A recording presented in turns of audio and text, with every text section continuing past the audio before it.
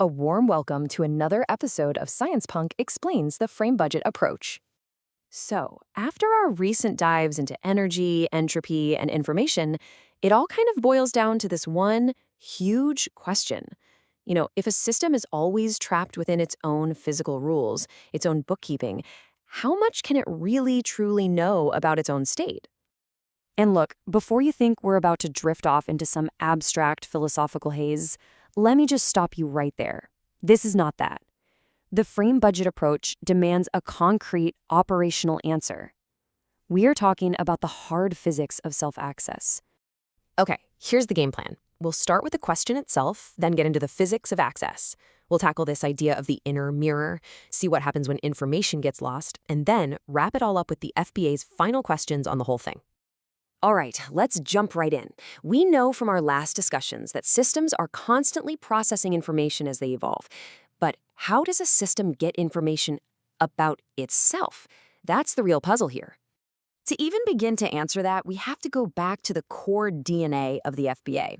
Remember, development isn't some smooth, continuous flow. It's a series of distinct steps, these little clicks of change. And knowledge doesn't just happen. It requires a physical act of access, coupling to something, transmitting it, and recording it. And every single one of those actions has a real physical cost. So how does this actually work in practice? To really get a handle on it, we need to talk about the specific tools the FBA gives us to describe the physics of access. First up is budget. And no, this isn't some kind of magical energy source. It's much more like a strict accounting ledger. Every single change, every tiny event that occurs has a cost. It has to be accounted for. It's the absolute non-negotiable bookkeeping of a physical change. And then we have channels. So if budget is the cost, you can think of channels as the pathways. Now, these aren't literal pipes or anything. A channel just represents the real physical structure that information has to travel through for any kind of interaction or measurement to happen. And when you put those two ideas together, budget and channels, you get to this incredibly important conclusion, the visible slice.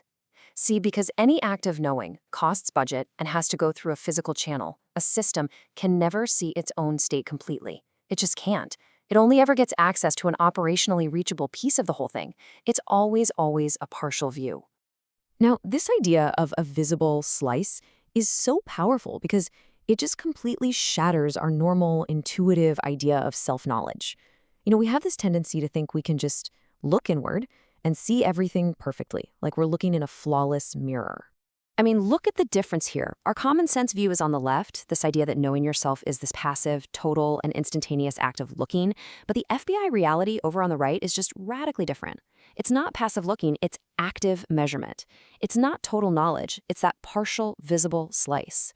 And it's definitely not instantaneous. It's a real physical process that takes time and costs budget. So this is the key. You have to get this. There is no such thing as passive observation. To measure is to interact. Every single time a system tries to access its own state, that very act of access is a real physical event. It's a development. It burns budget, and this is critical. It can actually change the very state it's trying to observe. Okay, so that raises a pretty big question, right? If access is always partial, what happens to all the rest of the information? Why does it become, operationally inaccessible? Let's dive into the FBA's idea about the physics of forgetting. The FBA has a name for this, path burial. It's not that the information is necessarily gone forever. It's more that as a system develops and interacts with its environment, the number of possible ways you could reconstruct a specific past state, they just start to thin out. The road back becomes harder and harder, and eventually impossible to find. And the source material is really precise about this. This does not mean it's logically impossible to ever return to a previous state. No, it's an operational claim. Path burial describes a growing reconstruction asymmetry. Or, to put it more simply, the farther you go, the harder it is to retrace your steps exactly, even if it might theoretically be possible. Which brings us to these three different levels of reality, according to the FBA. Way over on one side, you have everything that exists in principle, the total unobserved state of things. Then, in the middle, you have what's actually accessible, that visible slice we can see through our physical channels. And then finally, on the other side, you have what's reconstructible, the even smaller amount of information we can actually piece together from the history of that very limited slice. So let's pull all this together. We've basically thrown out this vague, mushy idea of self-knowledge and replaced it with a hard, physical model of self-access. So what have we actually learned about the physics of, well, not knowing? Here are the three big takeaways. First, self-knowledge isn't some philosophical mystery. It's a physical problem of access, and it's governed by budget and channels. Second, because of those physical limits, access is never total. A system is always limited to a partial, visible slice of what's going on. And third, information that's outside that slice becomes operationally inaccessible through this process of path burial, which is really just a relentless decrease in our ability to reconstruct the past. And understanding these fundamental limits on what a system can know about itself, well, that perfectly sets the stage for our next explainer. We're going to step back, look at everything we've covered over 2 seasons, and ask the big one. What research agenda actually comes out of the frame budget approach now? Where do we go from here? Bye for now, until the next episode, and stay curious.